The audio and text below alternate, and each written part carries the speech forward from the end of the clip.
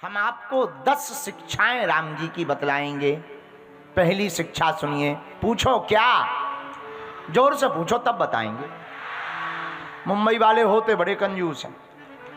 हम जब पहली बार मुंबई आए थे, पीछे हम मोटरसाइकिल से चले जा रहे थे। पहली बार जब आए, एक बहन जी होंगी पनवेल की, कार चला रही थी आगे आगे, और वो बार बार ऐसा हाथ करें, हमें लगा मुड़ेंगी तो हमने धीरे कर ली। उन्होंने फिर हाथ भीतर कर लिया, सीधी चली जाए। थोड़ी देर बाद फिर हाथ निकाला, हमें लगा शायद अब मुड़ेंगी, ध्यान भूल गई होगी, फिर भी नहीं मुड़ी। हमने फिर मोटरसाइकिल धीरे करी। अब तीसरी बार उन्होंने फिर हाथ निकाला। अब हमारा दिमाग ही खराब हो गया। हमने मोटरसाइकिल तेज चलाई, आगे आकर के खड़े, हमने कहा रुकिए रुकिए।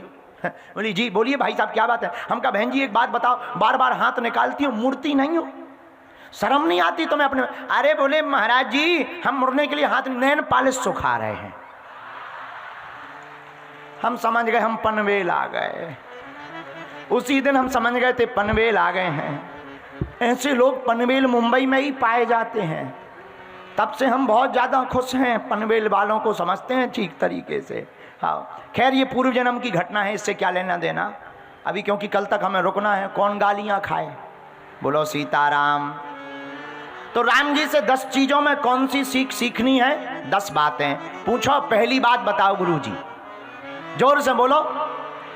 राम जी की पहली बात हमने ली है, एक पत्नी व्रतधारी। राम जी की पहली शिक्षा क्या है? एक पत्नी। जिस वक्त राम जी का प्रादुर्भाव भया उस वक्त अनेक पत्नियों का विधान था, लेकिन यही तो मर्यादा है। प्रभु श्री राम ने एक पत्नी का व्रत धारण करके पूरे दुनिया को एक नई शिक्षा दी।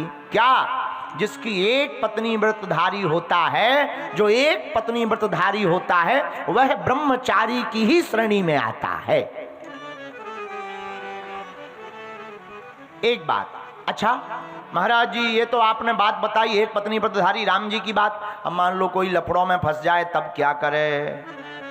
इसका भी एक उपाय बताया है रामायण में। पूछो कहां? रामचरितमानस में जब राम जी महाराज पंचवटी पहुंच गए, पंचवटी जैसे ही पहुंचे, राम जी का पंचवटी पहुंचना हुआ, उसी समय रावण की बहनी सूर्पनखा रावण की बहनी सूर्पनखा राम जी के पास आई। क्या बोली? तुम सम पुरुष न मो सम नारी।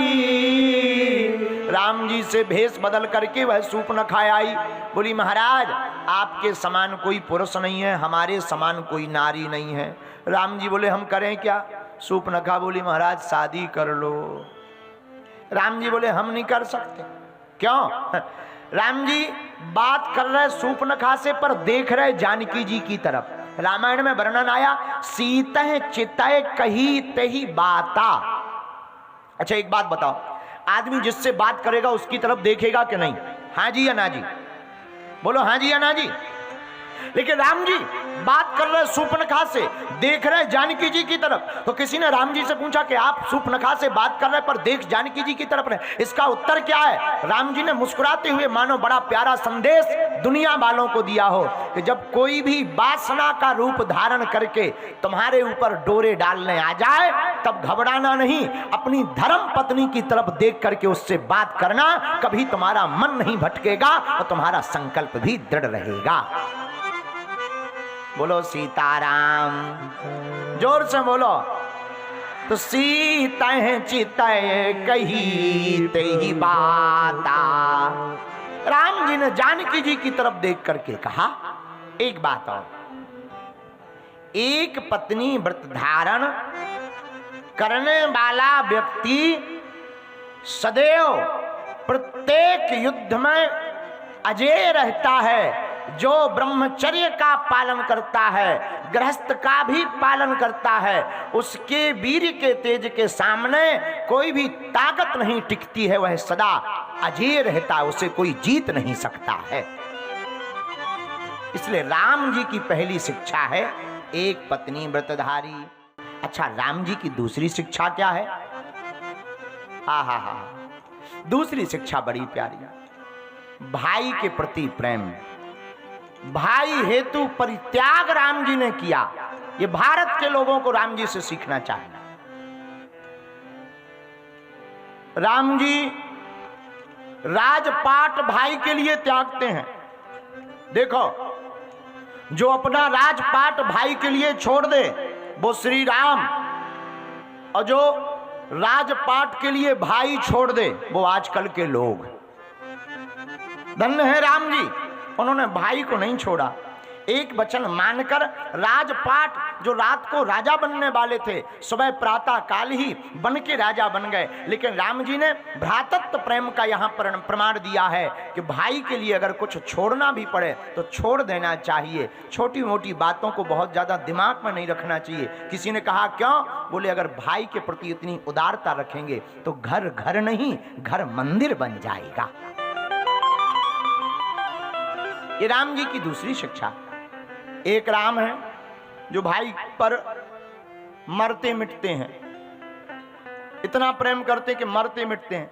और आजकल के लोग ऐसे हैं, आजकल के भाई ऐसे हैं कि भाई को ही मारते मिटाते हैं, भाई को ही मारना मिटाना चाहते हैं। हम भारत के लोगों से राम जी के जीवन काल की दूसरी शिक्षा यही कहना चाहेंगे, मेरे प्रिय साधकों, मेरे प्रियजनों और हमारे प्रिय पागलों, जो रामचरितमानस का आदर्श लेगा, जो राम को अपना आदर्श मानेगा, वह ऐसा जीवन जिएगा उसकी जिंदगी में जीते जी ही स्वर्ग बन जाएगा।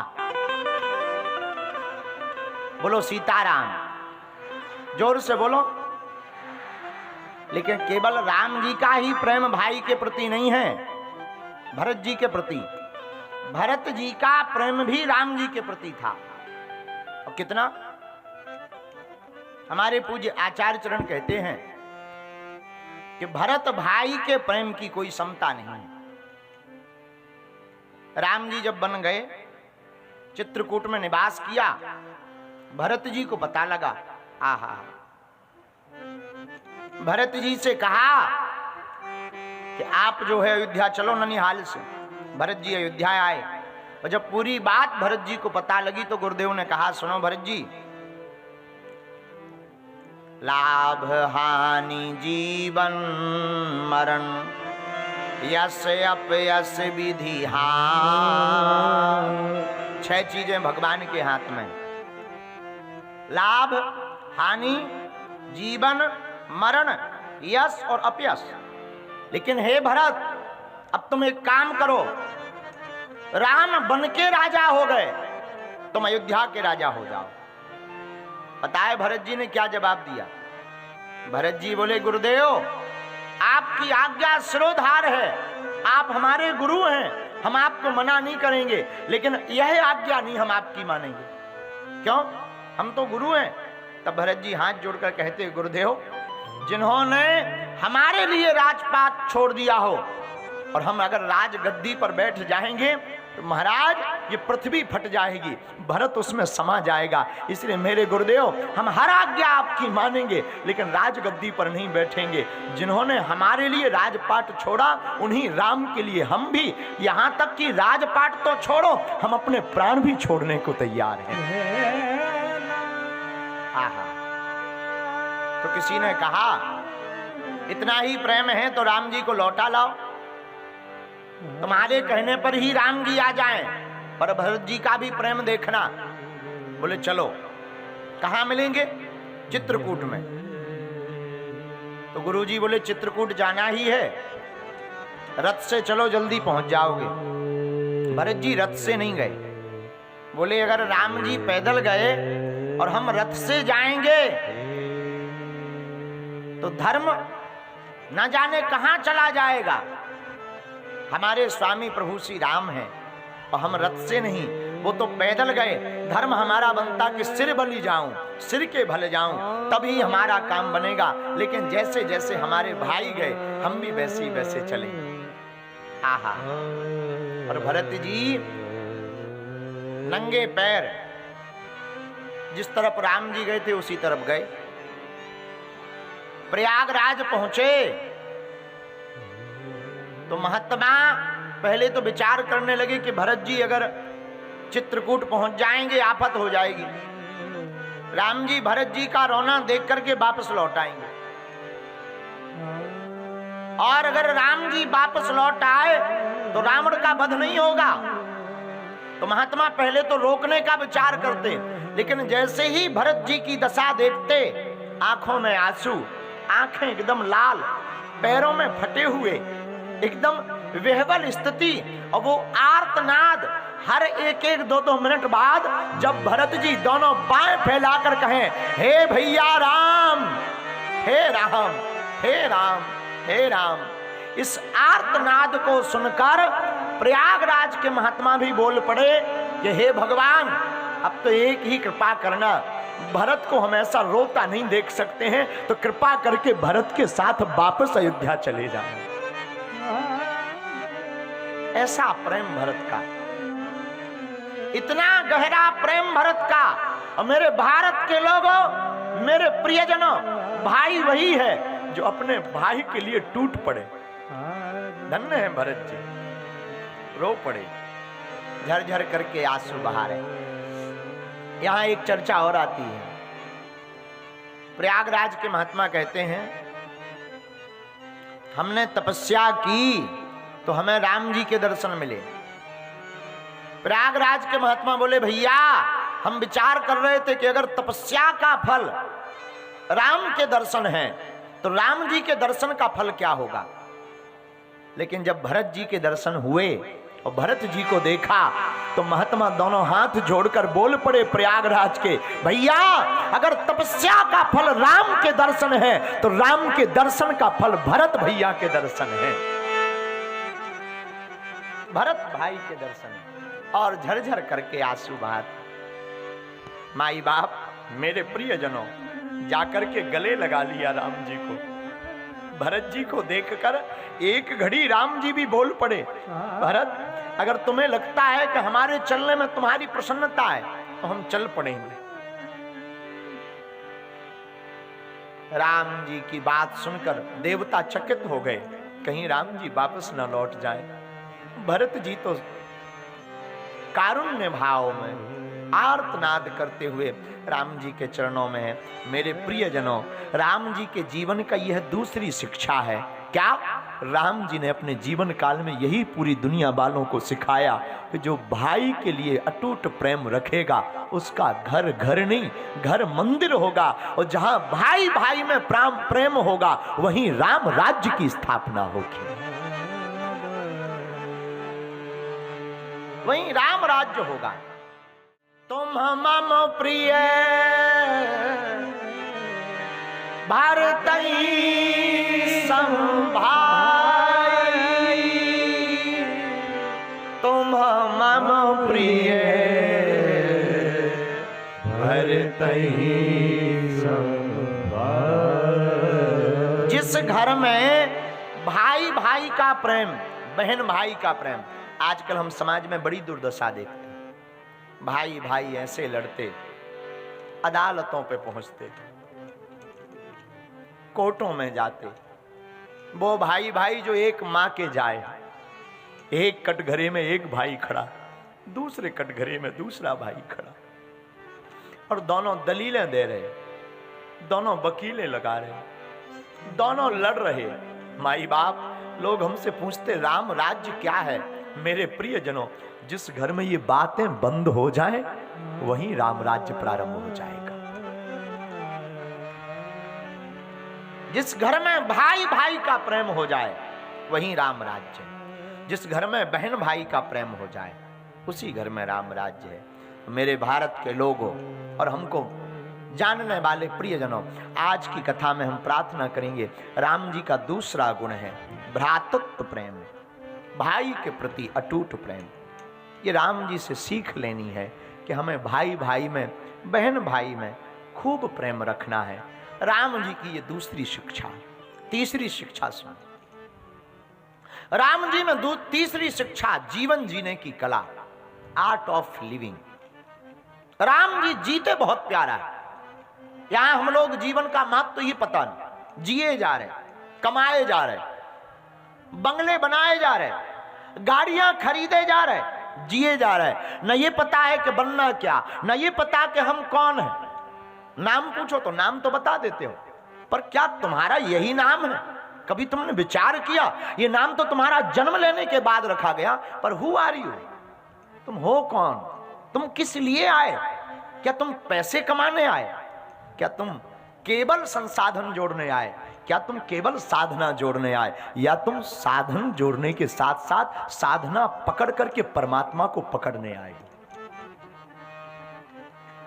कभी नहीं पूछता व्यक्ति। हमारे एक बहुत प्यारे कवि हैं, हम उनको बहुत पढ़ते हैं, काका हाथरसी।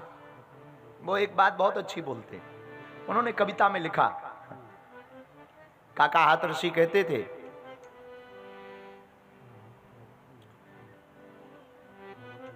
बहुत भावपूर्वक है, उनकी विनोद में है, इसको आप लोग बहुत गंभीर में मत लेना कि आप कुछ लोग गंभीर में इसको ले लो, बहुत विनोद की बात है। लेकिन काका हाथरसी जी बोलते थे, वो बड़े भाव से कहते थे, काम कुछ तू ऐसा कर जा मरना, कहें काका कबीराय काम कुछ ऐसा कर जा, मरना तो है ही है, कर्जा लेकर मर जा।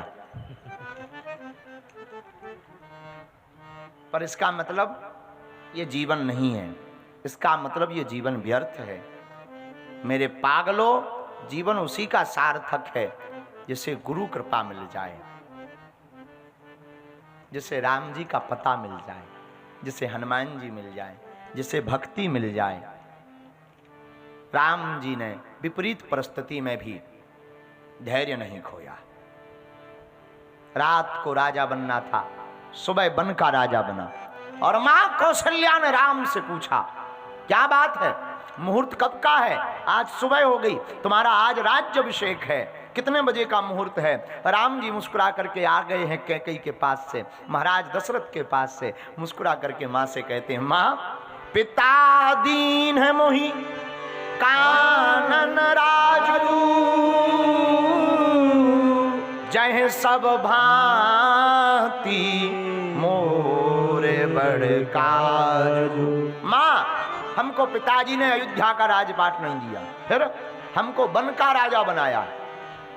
ये दृष्टि है राम जी की। कितनी विपरीत परिस्थिति हम लोग होते, अगर राम जी की जगह विचार करो कि हमको राजा बनना होता और सुबह तुमको अगर वन भेज दिया जाता, तुम तो तुरंत कहते ऐसा कैसे हो सकता, हम तो राजा बनने वाले थे, ऐसा कैसे हो गया? वाह, हम केस लड़ेंगे, लोग बुलाएंगे, पंचायत बैठा रहेंगे, वाह आज हम राजा बनने वाले थे, ऐसा कैसे हो गया कि हमको वहां भेज दिया?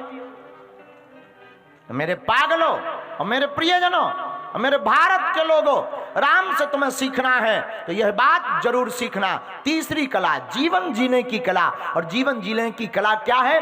विपरीत परिस्थिति में भी मुस्कुराते हुए चले जाना। बुरा समय भी आए तब भी तुम घबराना मत, बुराई आवे घबराना मत, परेशान मत होना, झंझट आवे घबराना मत। याद रखना, हर अंधेरी रात के बाद सवेरा होता है। और याद रखना, दुख का झूला जितना पीछे जाएगा, सुख का झूला उतना ही आगे आएगा। ये दुख की रात गुजर जाएगी। राम के जीवन की भी गुजरी है 14 साल वनवास, लेकिन राम जी मुस्कुराए। एक बात और भारत के लोगों याद रखना, राम जी बन गए इसलिए वो बन गए। राम जी बन गए, वो बन गए। अगर ना वो बन जाते, ना राम मर्यादा पुरुषोत्तम बन पाते। मेरे पागलों, ये तुम्हें प्रभु श्री राम से सीखना चाहिए। तीसरी कला जीवन जीने की कला। अगर तुम्हारी जिंदगी में विपरीत परिस्थिति भी आवे, बुरा समय भी आवे, संकट की घड़ियां भी आ जावे, तब घबराना नहीं, परेशान मत होना, आत्महत्या की ओर मत जाना, स्ट्रेस मत लेना, मुस्कुराना। देखना, याद रखना, मुस्कुराते ही तुम्हारी जिंदगी में सवेरा होने लगेगा।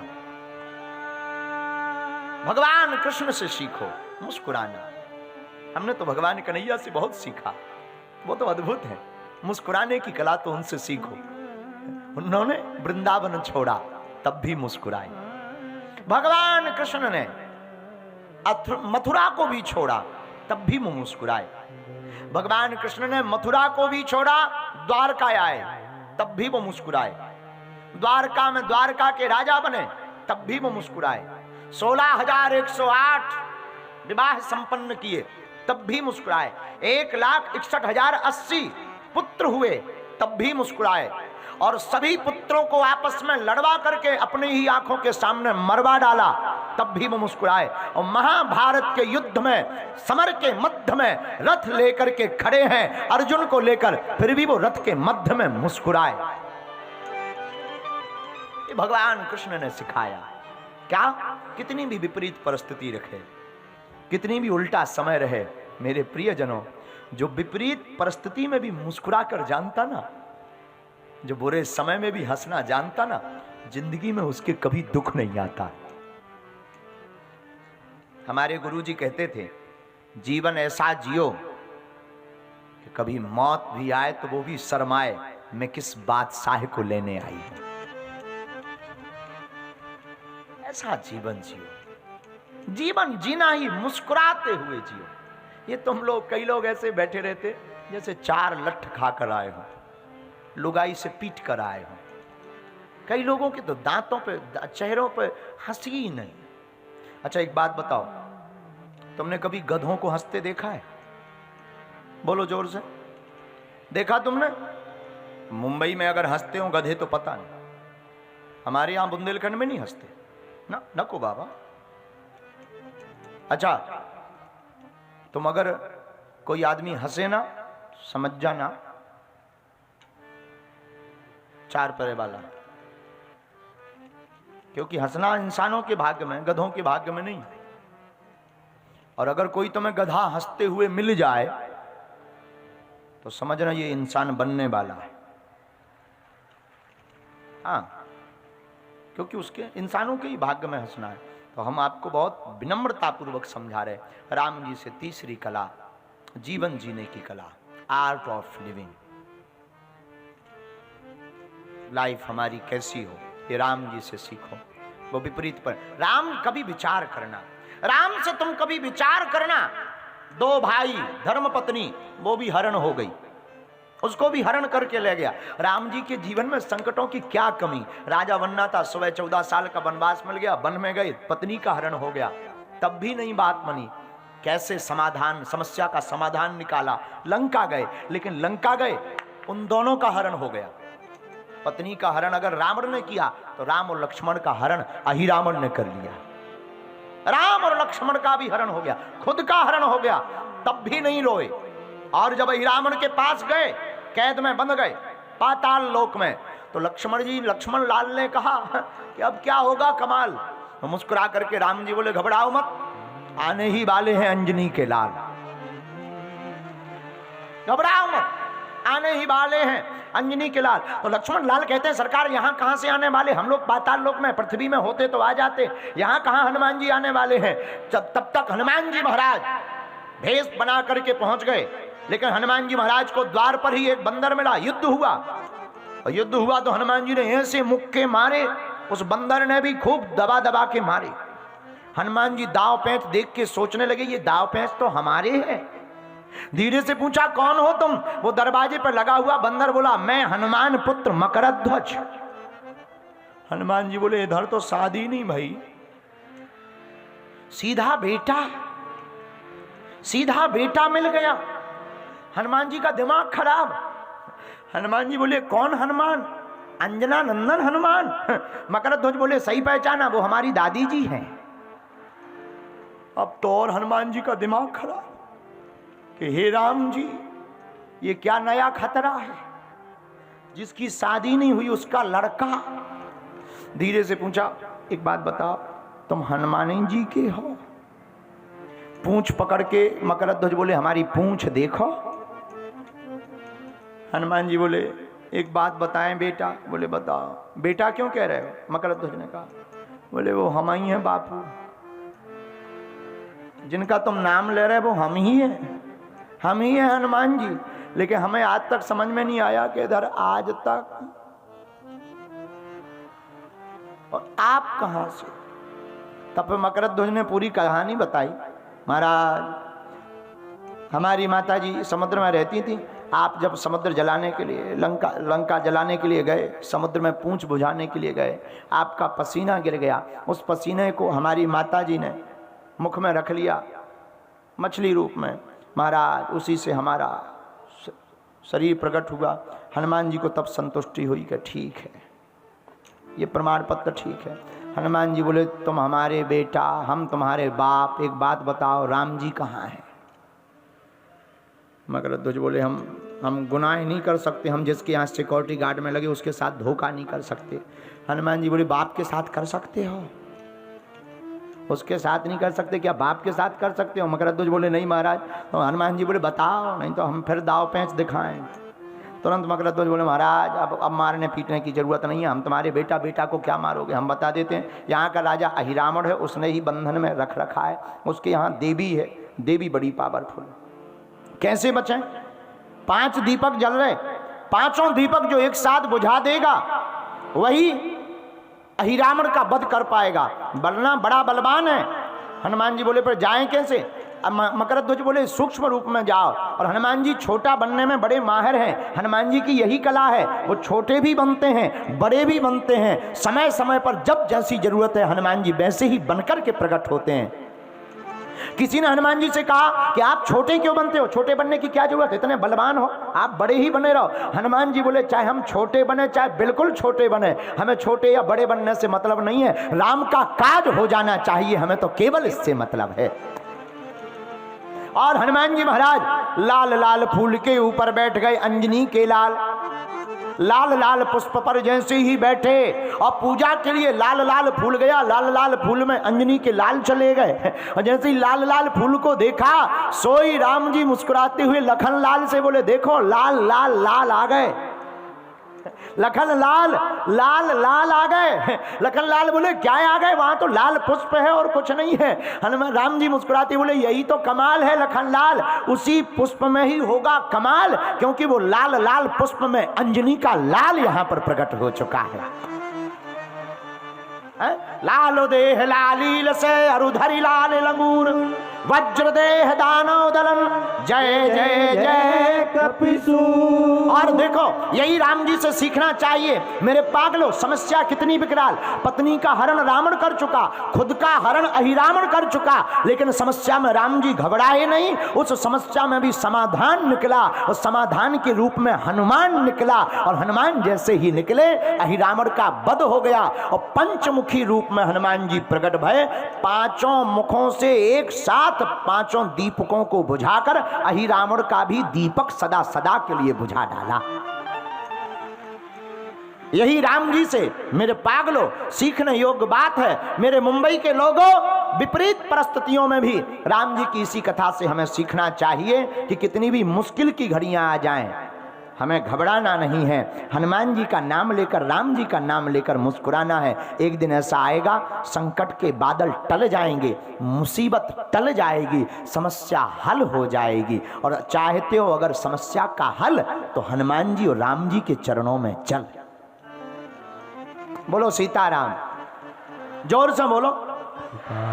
लेकिन तुम लोग करते क्या हो ये और पूछ लो, पूछो क्या करते हैं, जोर से पूछो तुम लोग क्या करते हो। तुम लोग भगवान के पास जाओ, महाराज समस्या विकट है, समस्या विकट है। लोग हमारे पास भी आते, गुरुजी समस्या बहुत विकट है, लेकिन हम तुम्हें उत्तर देना चाहेंगे राम कथा के ऊपर, राम जी से सीखने योग्य। मेरे पागलों राम जी के पास जाकर ये मत कहो कि समस्या विकट है, समस्या के सामने खड़े होकर जाकर कह दो राम जी हमारे निकट हैं। और अगर आप कह दोगे राम जी निकट हैं तो कोई भी तुम्हारा बाल बांका। इसीलिए जाकर नाम सुनत शोभ होई, जाकर नाम आइए सुनत शोभ होई, मोरे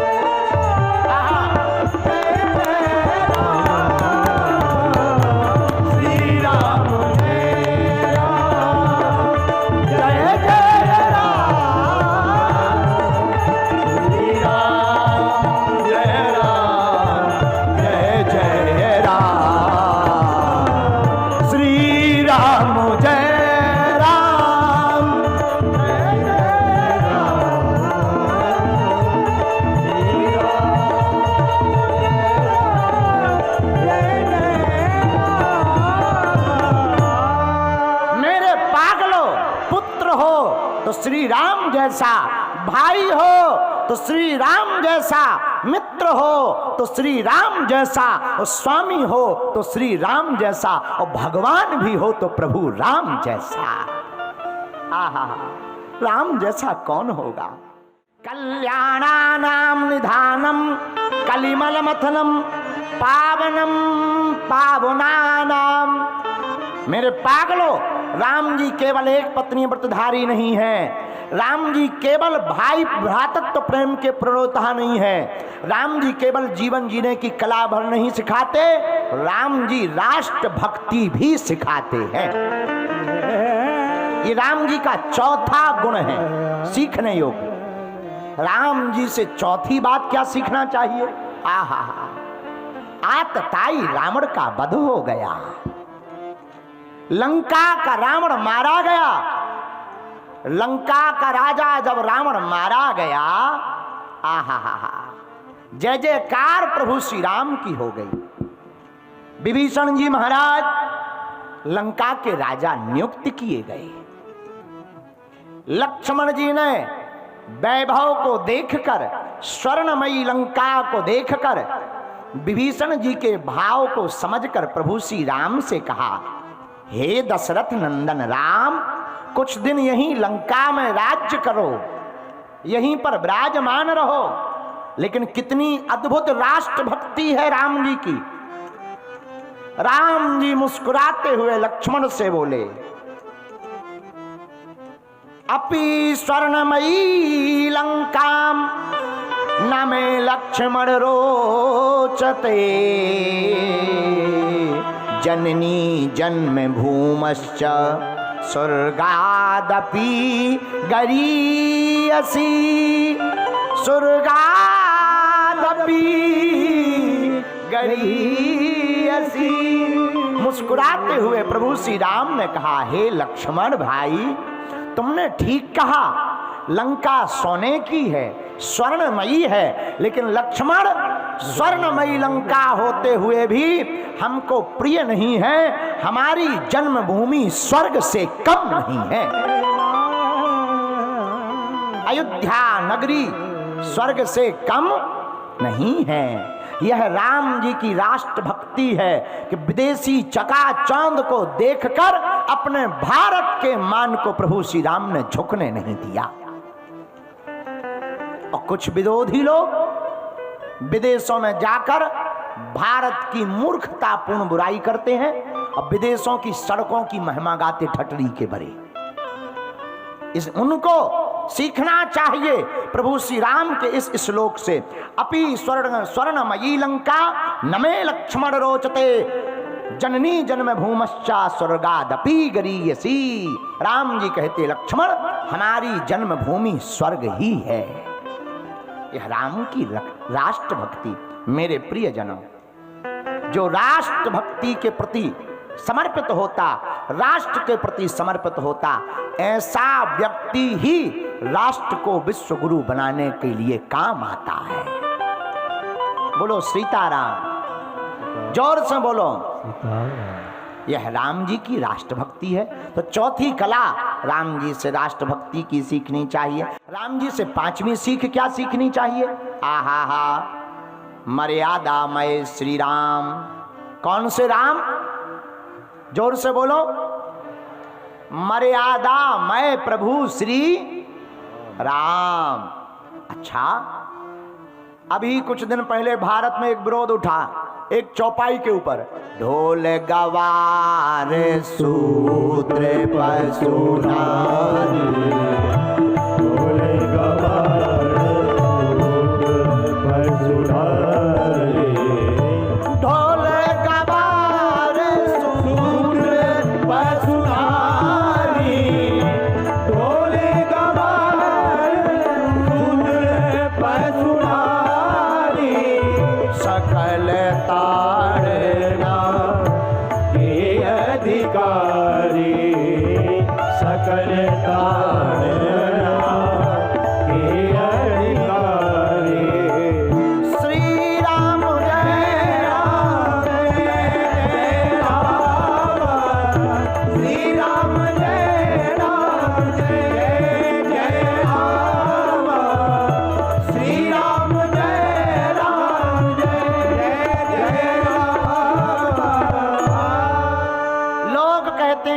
तुलसीदास जी तो नारी विरोधी हैं।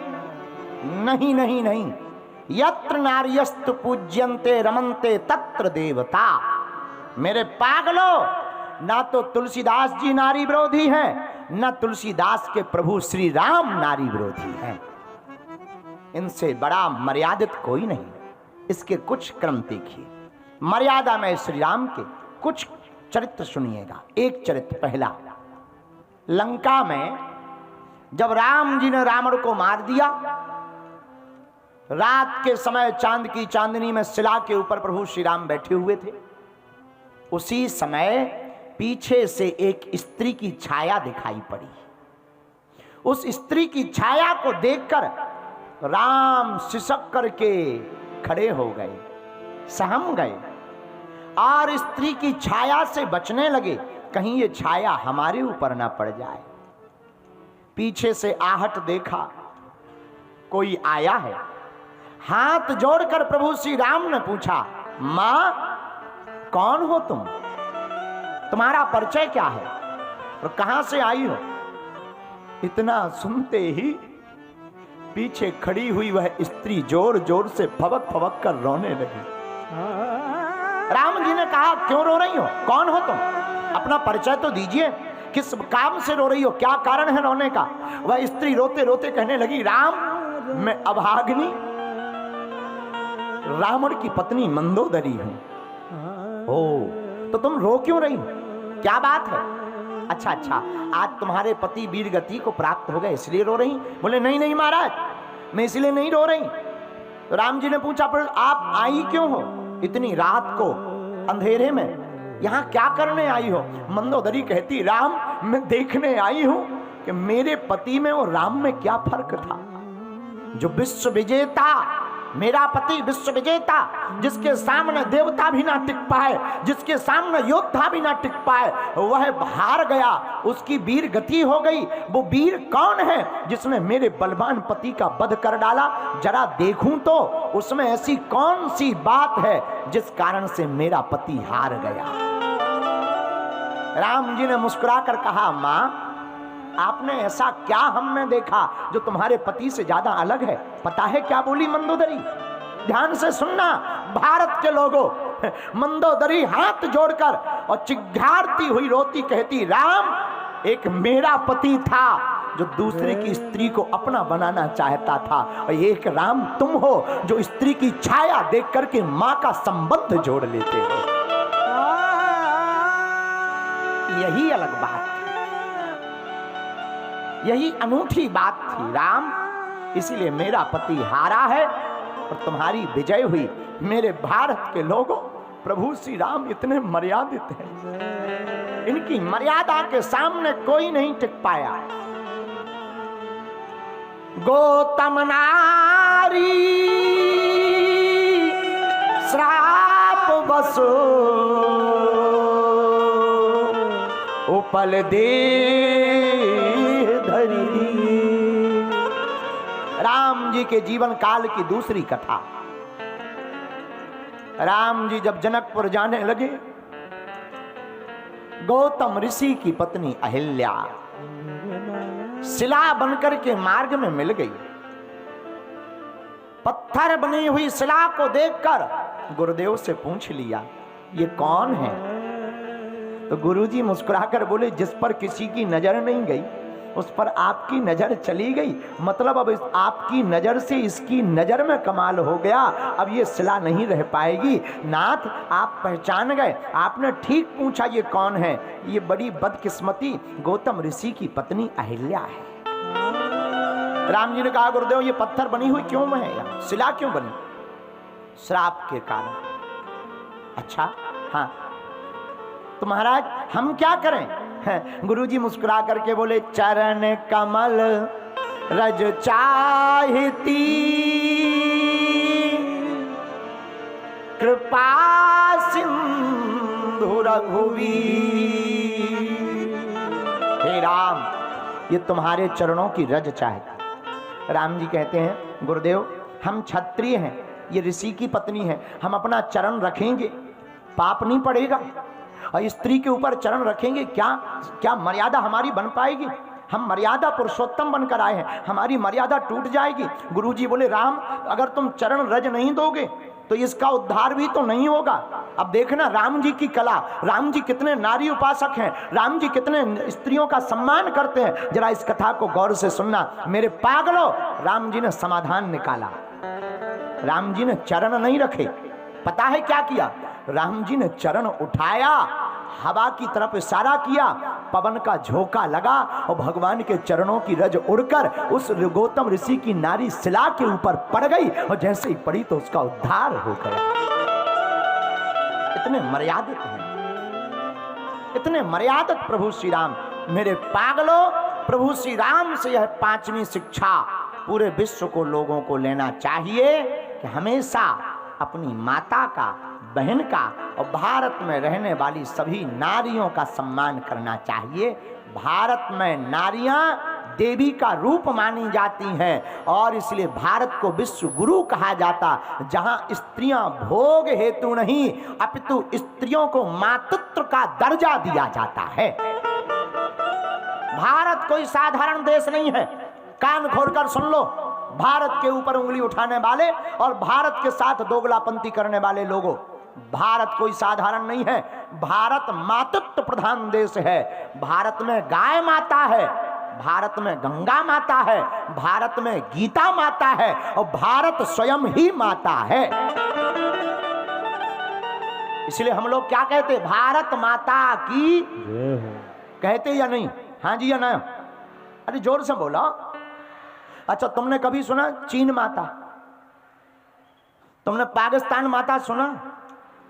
वेस्ट इंडीज माता सुना? लेकिन भारत माता तो सुना। इससे सिद्ध हो गया कि भारत ही माता है, बाकी सब बेटा है। बोलो सीताराम। जोर से बोलो और जोर से बोलो। लेकिन कई लोग तो कहने लगते हमें तो भारत में ही डर लगता है। बताइए, जिन्हें माँ के आंचल में ही डर लगता उनकी ठटरी तो है? भारत माता है। ये प्रभु श्री राम से सीखना। तो 5वीं शिक्षा है मर्यादामय श्री राम। राम जी मर्यादामय हैं। अच्छा 6वीं शिक्षा क्या है? राम जी की 6वीं शिक्षा है समानता। क्या है? जोर से बोलो। समानता का मतलब होता एकता। एक बात समझो, बुरा न मानना। आदमी जो मर जाता है ना तो वो सोचता है ना वो बोलता है, ना वो बोल पाता ना वो सोच पाता। और जो जिंदा होते हुए भी सत्य को सत्य ना कह पाए और राम जी के लिए ना सोच पाए, वो जीते जी मरा हुआ ही मान लेना चाहिए। बोलो सीताराम। तुम्हारा जिंदा कौन है? आंखें चलने वाला जिंदा नहीं है, हाथ पैर चलाने वाला जिंदा नहीं है। जिसके अंदर भारत हिंदू राष्ट्र बनाने का संकल्प जिंदा है, वही इस भारत में जिंदा है। बोलो सीताराम। तो राम जी का एक संकल्प और सीख लीजिए। राम जी सबके हैं। किसके हैं? जोर से बोलो। किसके हैं राम जी? केवल देखो, भगवान हमारे हैं, ये बढ़िया भाव है। लेकिन भगवान केवल हमारे हैं, ये गड़बड़ भाव है। केवल भगवान हमारे नहीं है, भगवान सबके हैं। और राम जी ने एक काम किया। हमसे एक व्यक्ति पूछ रहा था, महाराज 500 साल बाद राम मंदिर बन रहा है, बताओ 500 साल बाद बन रहा है, राम जी को बनवाना होता पहले ही बनवा देते। हमने कहा ठटरी के बरे, राम जी को तो राजा उसी वक्त बनना था, लेकिन 14 साल का वनवास पता है क्यों लिया? बोले क्यों लिया? हमने कहा निषाद का मान बढ़ाने के लिए, केवट की नाव पर जाने के लिए और सबरी के घर जूठे बेर पहले खाना था, फिर प्रभु श्री राम को अयोध्या का राजा और राज्य चलाना था। पहले उन्होंने निषाद का मान बढ़ाया, केवट की नाव पर बैठे। अच्छा केवट की नाव पर, अरे कभी कभी भगवान को भी भक्तों से काम पड़े, जाना था गंगा पार प्रभु केवट की नाव, जाना था गंगा पार प्रभु केवट की नाव चढ़े। बताइए, जो दुनिया को पार कर रहे उन्हें भी पार होने की जरूरत पड़ती है। क्या उन्हें पार होने की जरूरत है? जो दुनिया को पार कर रहे, नहीं नहीं नहीं, उन्हें पार होने की कोई जरूरत नहीं है। वो तो पार करने वाले मल्लाह यानी केवट का मान बढ़ाने के लिए केवट की नाव पर बैठ जाते हैं। यही राम राज्य है। राम राज्य में पहले सबका मान। राम जी पहले सबरी के घर गए और सबरी 10,000 साल तक राम जी का इंतजार करती रही। कितने साल तक? राम जी क्षत्रिय हैं, सबर जाति की सबरी, जिसको कोई स्पर्श भी नहीं करना चाहता, उसके यहां पर जाकर राम जी ने क्या किया? जूठे भेड़ खाए। मानो क्या संदेशा दिया? भारत के लोगों, भारत में जातियां तो थीं पर जातिवाद नहीं था, इसलिए भारतीय हिंदुओं को अब जातिवाद में ना पड़ करके हम सब हिंदू एक हैं, यह संकल्प लेना चाहिए। सबरी माता कहती है क्या? रामा रामा। अरे जरा जोर से गाइए।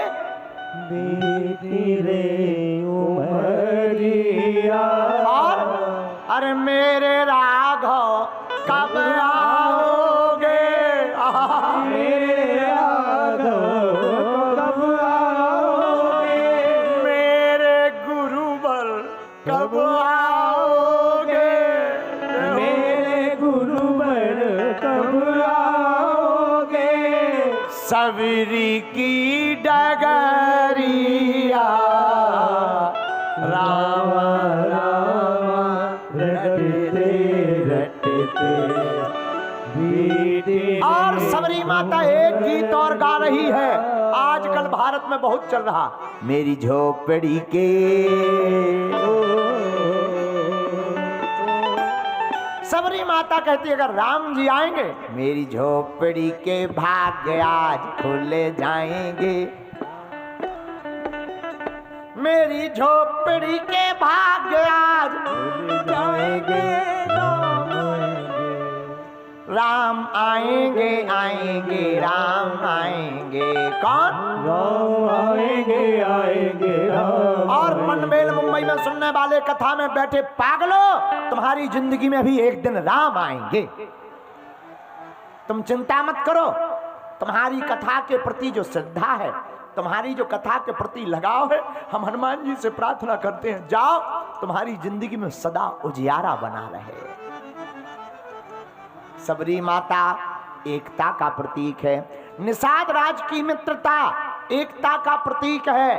केवट का मान बढ़ाना एकता का प्रतीक है। मेरे पागलों, यही भारत की अखंडता है, यही भारत की संप्रभुता है, यही भारत की एकता है। प्रभु श्री राम ने सबरी के मान को बढ़ाकर भारत में एकता का एक नया नारा दिया है।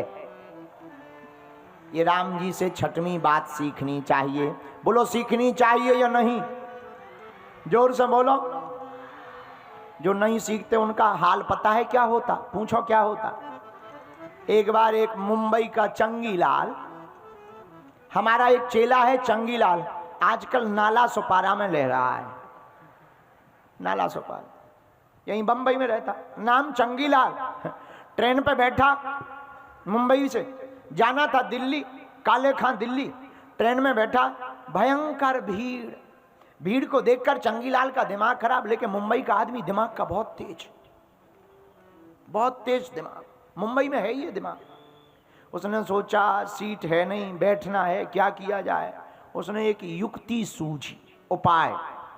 उस चिल्लाया भागो भागो, सांप है सांप है सांप।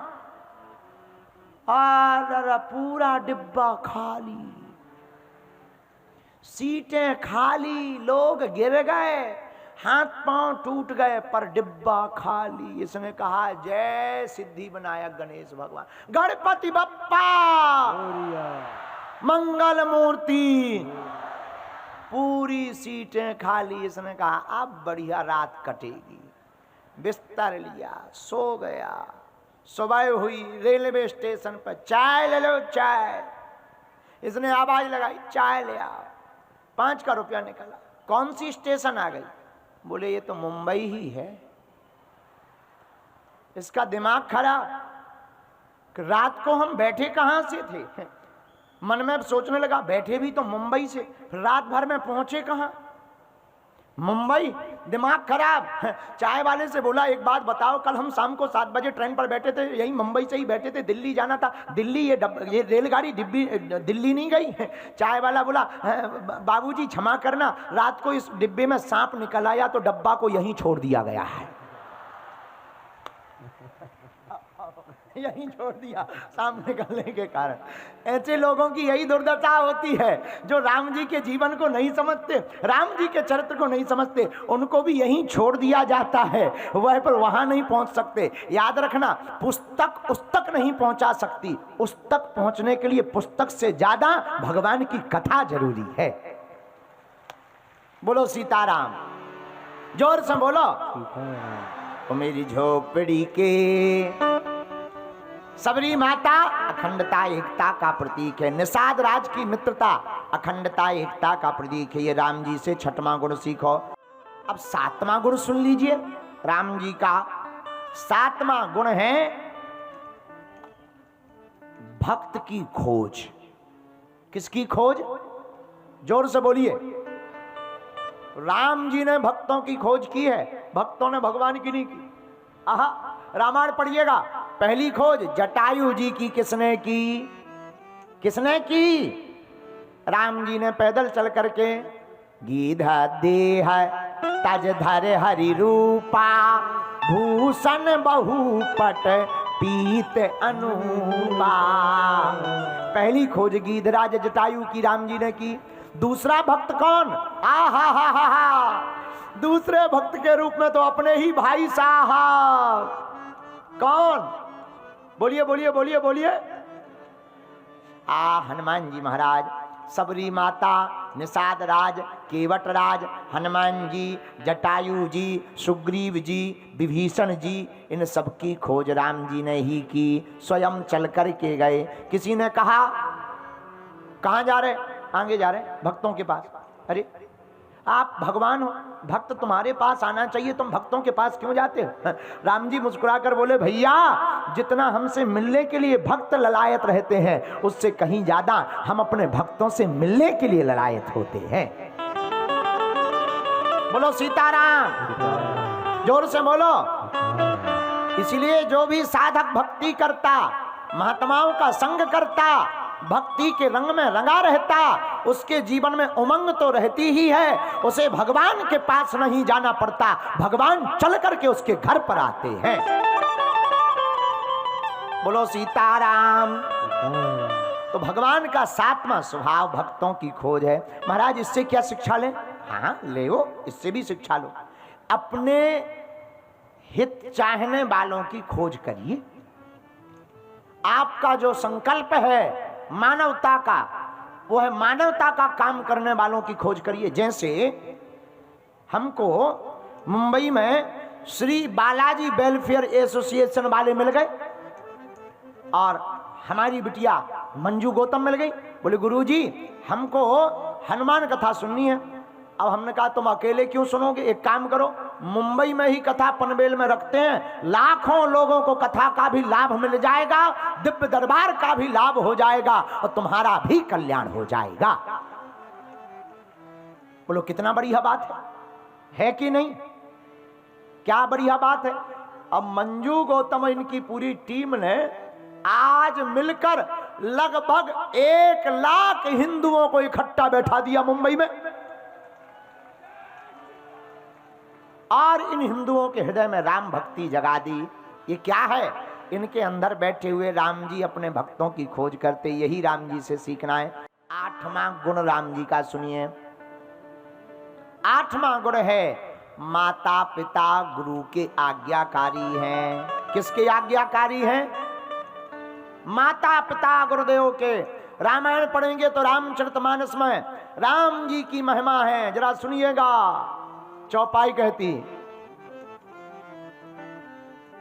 प्रात काल उठ के रघुनाथा, प्रात काल उठ के रघुनाथा, मात पिता गुरु ना वही माथा, मात पिता गुरु ना वही माता, प्रात काल उठ के रघुनाथा, प्रात काल उठ के रघुनाथा, मात पिता गुरु ना वही माता, पिता गुरु ना वही माता, श्री राम जय जय राम,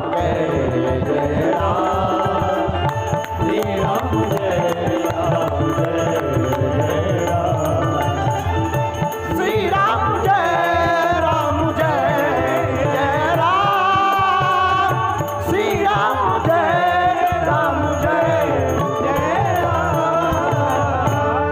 आहा, राम जी का 8वां गुण है माता पिता गुरुदेव के आज्ञाकारी हैं। किसके आज्ञाकारी हैं? हम लोग माता पिता को तो मानते हैं, माता पिता की नहीं मानते। हम लोग गुरुजी को तो मानते हैं, गुरुजी की नहीं मानते हैं। हमारे दादाजी हमसे कहते थे, बेटा जमाना उल्टा है। हमने कहा क्या? बोले जियत पिता को दीन ना नीर, मृतक पिता को हलवा खीर। हमने कहा मतलब गुरुजी? तो मुस्कुराते हुए हमारे दादाजी बोले, बेटा भारत बड़ा अद्भुत देश है, जिंदा बाप को पानी नहीं पिलाया जाता है, मरे हुए बाप को पितर पक्ष में हलवा खीर खिलाया जाता है। बताओ कितने विचित्र लोग हैं। अरे जब तक बाप जिंदा है पानी को नहीं पूछा, और जब मर गया तो कहते हैं पितर पक्ष में हमारा बाप कौवा बनकर के आएगा। ठटरी के बरे, अब कौवा बनकर आएगा। जब जिंदा है तब पानी नहीं पिलाया, अब कौवा बनकर हलवा खीर खिलाओगे। एक संत कहते थे, जियत पिता को दंगम दंगा, मृतक पिता पहुंचाए गंगा। जियत पिता को खूब गालियां बकी, और जब मर गए तो बोले गंगा जी ले जाएं। भैया ये राम का आदर्श नहीं है। एक और हमें मिले, बोले गुरुजी आप वृद्धाश्रम के बारे में नहीं कुछ बोलते, कुछ अच्छी बात बोलो। तब तक दूसरे जने बैठे थे पास में, बोले गुरुजी भारत में अगर बेटियों को माता पिता का रखने का अगर अधिकार होता तो भारत में एक भी वृद्धाश्रम नहीं होता। लेकिन हमने भी टोक दिया, हमने कहा रोको रोको रोको रोको रोको, इतनी जल्दी ताली मत बजाओ। हमने भी कह दिया, हमने कहा श्रीमान जी बात सही है, भारत में अगर बेटियों को माता पिता को रखने का अगर अधिकार होता तो एक भी वृद्धाश्रम नहीं होता। लेकिन अगर भारत में बहुएं ही अपने सास ससुर को माँ बाप मान लेवे तब भी भारत में वृद्धाश्रम नहीं हो सकते हैं। बोलो सीताराम, जोर से बोलो और जोर से बोलो। लेकिन अद्भुत है, घर घर युद्ध मचा महाभारत। माता पिता की पूंछ तब तक जब तक श्रीमती जी नहीं आई। जहां श्रीमती जी आई सोई अपनी मती खराब। बोलो सीताराम, जोर से बोलो और जोर से बोलो। कई लोग कहने लगते गुरुजी आप पत्नियों की इतनी बुराई क्यों करते हो? हम कहा हम बुराई नहीं करते। एक बार एक जने बोले आप शादी की पत्नियों की बहुत बुराई करते। एक बार क्या हुआ, यहीं मुंबई में एक जगह है साकी नाका। अभी हम और त्रिपाठी जी आ रहे थे, त्रिपाठी जी शायद चले गए, तो हम और त्रिपाठी जी आ रहे थे तो सामने बोर्ड पर लिखा था पुल के ऊपर साकी नाका। हम कहा ये क्या है? तो त्रिपाठी जी बोले गुरुजी ये मुंबई है, पुराने नाम है। साकी नाका पे एक घटना घटी। पहले एक गधा था, गधा। वो गधा इतना गजब का था कि उससे कुछ भी पूछो वो हाँ कहता था। लोग, अब मुंबई के लोग तो बड़े अद्भुत, लोग माला ले ले जावे, लगता है पूर्व जन्म का महात्मा है। गधा भी महात्मा हो सकता। लोग जाएं वो पूछें क्या हमें भगवान मिलेंगे? गधा कहता था हाँ। लोग पूछे क्या हमारा काम हो जाएगा? गधा कहता था हाँ। लोगों ने कहा बड़ा गजब का गधा है। और गधा का मालिक वहीं खड़ा, कोई पैसा चढ़ाए, कपड़ा चढ़ाए, गधा का मालिक माला माल। गधा बोले हाँ। एक हमारे जैसा आदमी पहुंच गया गधे के पास, लंबी लाइन लगी। गधे का मालिक बोला कुछ भी पूछो जवाब मिलेगा, हाँ बोलेगा। हमने भी कह दिया क्षमा करना, मुंबई के साकी नाका पे रहने वाले टिल्लू गुरु, तुम्हारा गधा ना बोलेगा। तो जो गधे का मालिक था वो तो फुल कॉन्फिडेंस में था, क्योंकि गधा को उसने हाँ सिखाया था। तो बोला चाहे जो हो जाए पंडित जी, ये ना नहीं बोल सकता, हाँ ही बोलेगा। हमने कहा लगा लो शर्त। बोले लगी शर्त। हम कहा कितने की? बोले 20,000 की, और गधा ले लेना। हम कहा हम गधे का करेंगे क्या, हम गधा नहीं चाहिए, पैसे बढ़ाओ। बोले 30,000 देंगे अगर ये ना बोल दे। और हम गए, हमने कान पकड़ा गधा का, बढ़िया हमने एक माला चढ़ाई, कान में हमने कुछ बुदबुदाया। गधा तुरंत बोला ना ना। लोग चौंक गए, गधे का मालिक भी चौंक गया, हमारे चरणों में गिर गया, गुरुजी और तो सब ठीक है, रुपया तो 30,000 ले लो, हम हार गए। लेकिन एक बात बताओ, ये गधे ने ना कैसे कहा? हमने कहा गधा से हमने पूछा शादी करोगे?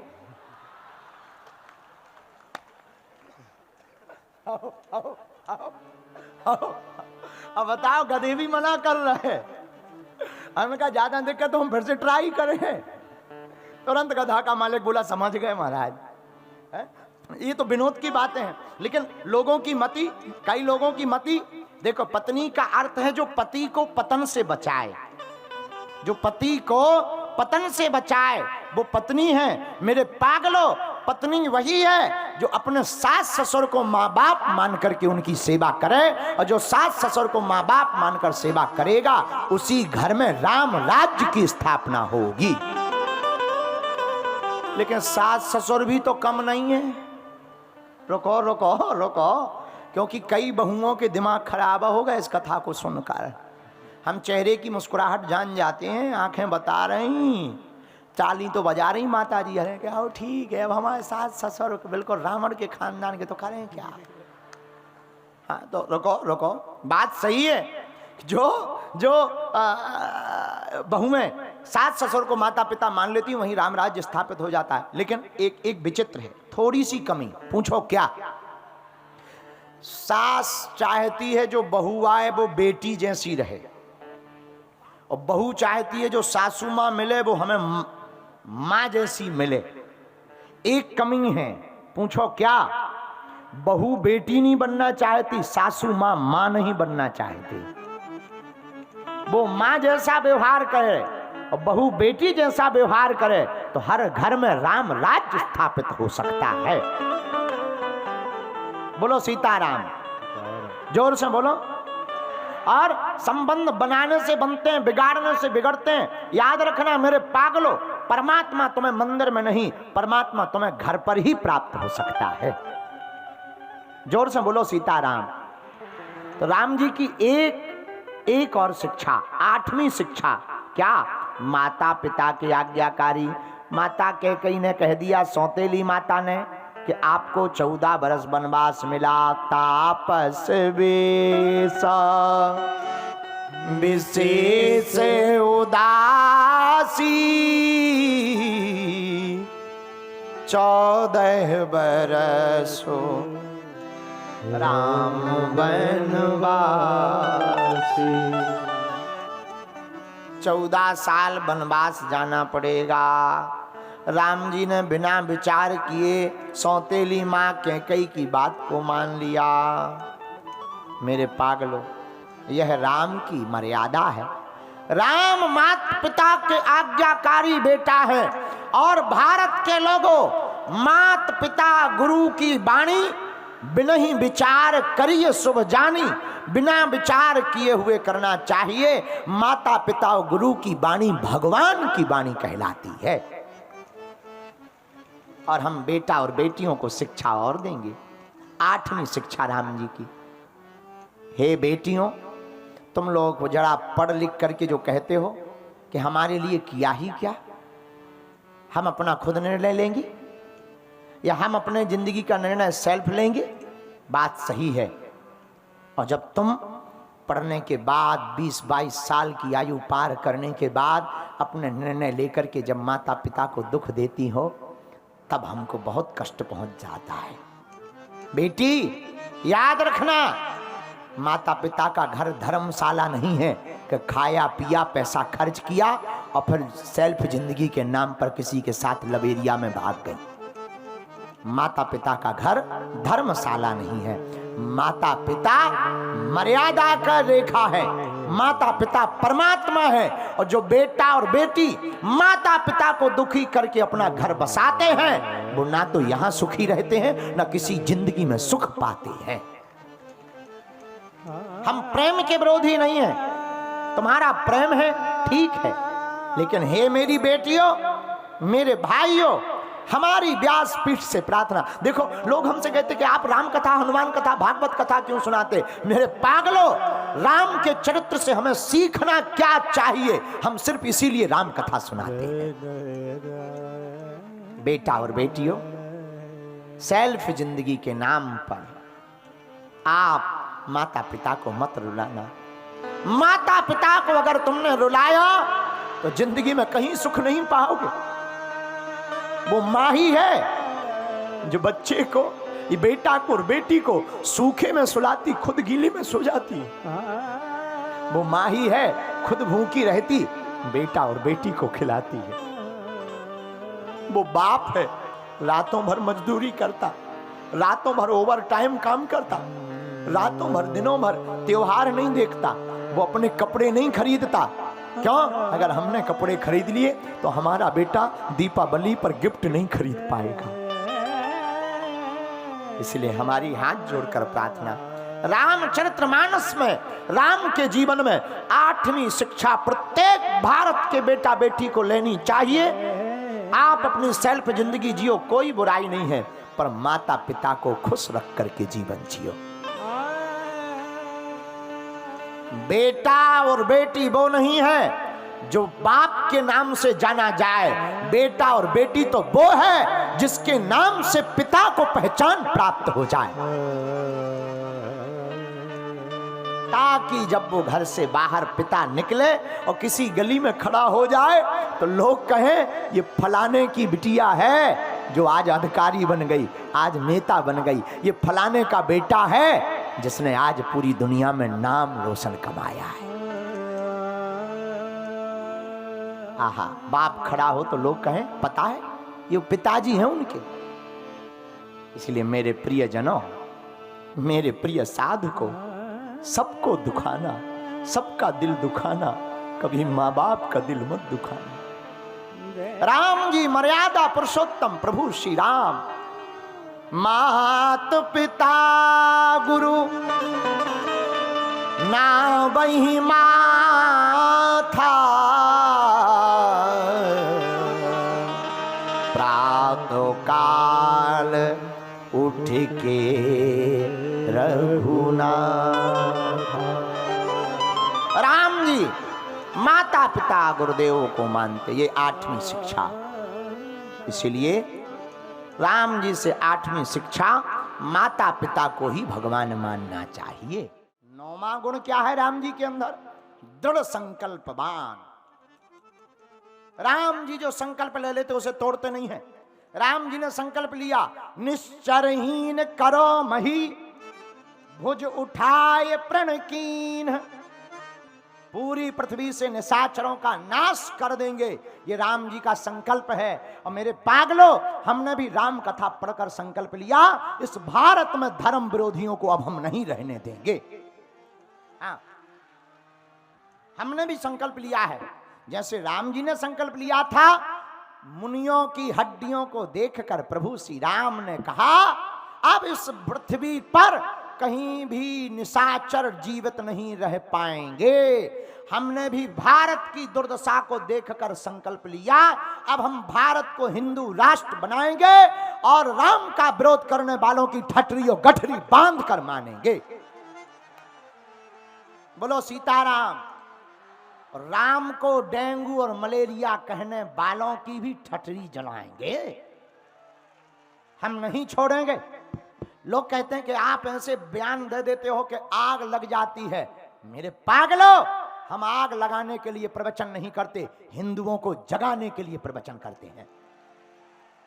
और भारत में राम कथा बहुत हो गई, कृष्ण कथा बहुत हो गई, होनी भी चाहिए, लेकिन भारत के कथा व्यासों को और मठों के महंतों शंकराचार्यों को अब सीताराम के साथ साथ भारत हिंदू राष्ट्र और हिंदुओं को जगाने का काम भी करना चाहिए। बोलो सीताराम। एक आदमी हमें कल मिला, पत्रकार, आपको डर नहीं लगता? हमने कहा हमको कोई टेंशन नहीं, टेंशन कोई हमसे टेंशन है। हम जब तक हिंदुओं को जगाकर नहीं मानेंगे, इस मुंबई में भी सीताराम का ही सिक्का चलेगा, ये गांठ बांध लीजिएगा।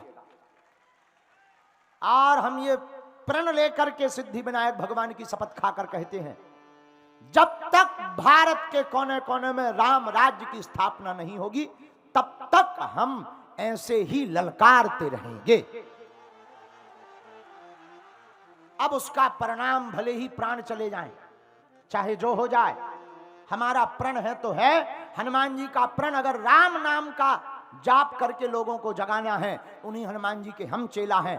अब हम भारत में साक्षी जैसा कांड अपनी बहन बेटियों के साथ नहीं देख सकते हैं। आज हमको पता लगा, इस कथा में एक ऐसा परिवार आया है, एक ऐसी माताजी आई हैं, उनका एक बेटा पाल घर में जो हुई थी साधुओं की निर्मम हत्या, उनके ऊपर वह पत्थर बरसाए थे धर्म विरोधियों ने। लॉकडाउन काल में दो महात्माओं को अमानवीय कृत्य करके धर्म विरोधियों ने पत्थर मार मार करके उनका संहार कर दिया था। उनकी माताजी आज हमारी कथा में आई हैं, सामने बगल में बैठी हैं, उनकी बहन जी भी बैठी हैं। हम उनके सामने कहते हैं, चिंता मत करो माताजी, आप हमारी कथा में आई, पाल घर के संतों का हम उनकी ठटरी बार करके, जिन्होंने ये काम किया उनकी ठटरी बार करके ही हम अब शांति रखेंगे। ये जो चश्मा लगाए हुए बूढ़ी माताजी हैं, एक महात्मा जी की मां है। पाल घर की घटना सबको याद होगी। इन्हीं का बेटा महात्मा बनकर के जा रहा था, उस गांव से गुजरा और गांव के लोगों ने पत्थर मार मार कर मात्र महात्मा होने के कारण निर्दयता के साथ मार डाला। ऐसे लोग जब हमारे पास आते हैं तो लोग कहते कि आप ऐसे भाषण क्यों करते हो। ऐसे लोग हमारे पास आते हैं तो हमसे फिर रहा नहीं जाता, हमारे भीतर के हनुमान जाग जाते हैं। हमें लगने लगता है कि अब चाहे जो हो जाए, हम भारत को हिंदू राष्ट्र बनवा करके ही मानेंगे। कौन कौन भारत को हिंदू राष्ट्र चाहता है? कौन कौन इन माताजी का जो बेटा साधु था महात्मा, उसको उनकी जो हत्या की गई, कौन कौन हिंदू एकता के साथ उसका मुंह तोड़ जवाब देना चाहता है? अगर कोई संतों का विरोध करेगा तो ठटरी कौन कौन बारेगा? हिंदुओं की एकता के लिए कौन कौन आज के बाद जिएगा? अगर कोई बागेश्वर धाम का विरोध करेगा तो कौन कौन ठटरी बारेगा? लेकिन तुम लोग बुजदिली कर देते हो, मोबाइल खेलते हो, जरूरत पड़ने पर तुम निकलते नहीं हो। किसी को हमें मारना नहीं है, न किसी का संहार करना है। हम लोग हिंदू हैं, सनातनियों को बहुत प्रेम पूर्वक रहना है, लेकिन हम सब हिंदू एक हैं। जितने हिंदू यहाँ बैठे यही भर एक हो जाएं। धर्म विरोधियों की क्षमता नहीं है, आंख उठाकर देख ले बे। बोलो जय सिया राम। माता जी आप बैठो, चिंता मत करो, और हम हैं। अब आप आ गई हो और अब आप आशीर्वाद दो। अब हम जो है उनकी ठटरी बारेंगे, उनको सद्बुद्धि दिलवाएंगे। भगवान उनको सद्बुद्धि दे और भारत का कानून उनको फांसी की सजा दे। यही हनुमान जी से प्रार्थना हम करते हैं। राम जी की 9वीं शिक्षा है दृढ़ संकल्पवान। वो जो भी संकल्प ले लेते उसको पूरा करते। हम लोग भी भगवान की भक्ति का संकल्प लें। कौन कौन भगवान की भक्ति का संकल्प लेना चाहता? बागेश्वर धाम का विरोध अगर कोई करेगा तो कौन कौन जवाब देगा? पक्का? जोश में कि होश में?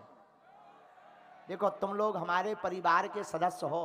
हम तुम्हें कथा श्रोता नहीं मानते कि तुमने ताली पीटी और घर चले जाओ। तुम लोग हमारे परिवार के सदस्य हो और हम चाहते हैं तुम लोगों के सामने जैसी दीपावली 22 जनवरी को आने वाली है, ऐसी हर दिन मनती रहे। बोलो सीताराम। तो राम जी का 9वां संकल्प दृढ़ संकल्प है, वो कभी संकल्प से हटते नहीं। और 10वां गुण क्या? अंतिम गुण 10वां गुण है सत्यनिष्ठ श्री राम। राम जी जो बोलते हैं वो सत्य ही बोलते हैं, सत्य के सिवा कुछ नहीं बोलते। राम जी को प्रेम प्रिय और सत्य प्रिय है। राम ही केवल प्रेम प्यारा, जान ले वो जो जान निहारा। श्री राम जय राम, जय जय राम, श्री राम जय जय राम जी सत्य बोलते हैं, सत्य कहते, सत्य ही सुनते हैं। यह राम जी का दृढ़ संकल्प भी है। यह 10 शिक्षाएं जो राम जी की जीवन में उतारता है, वही राम के भक्त होने का सच्चा अधिकारी है। बोलो सीताराम।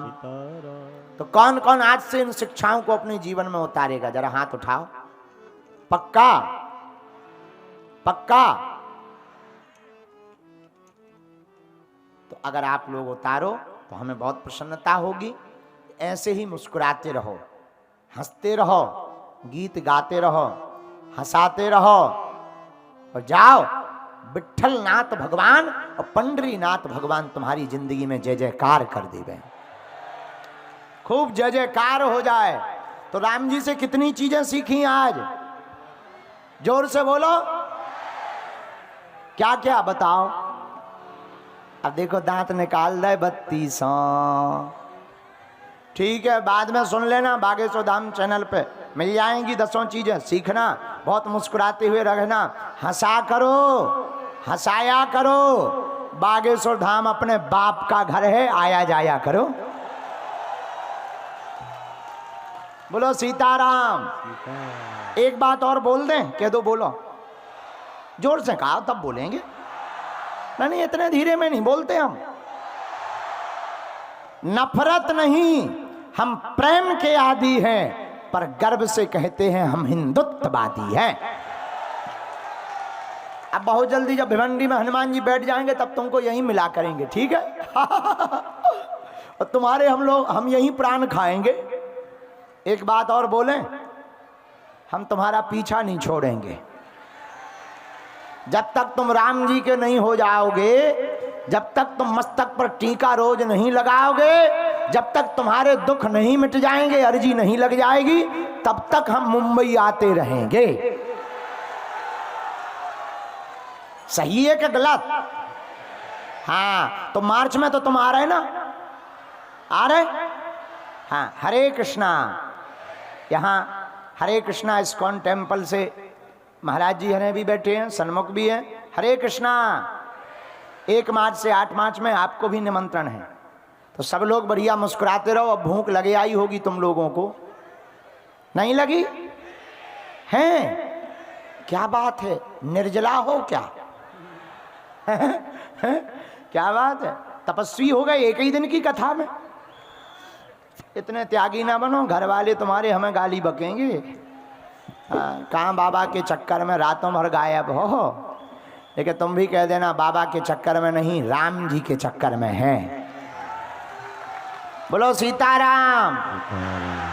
पूरी समिति को एक बार ताली बजाकर धन्यवाद दो।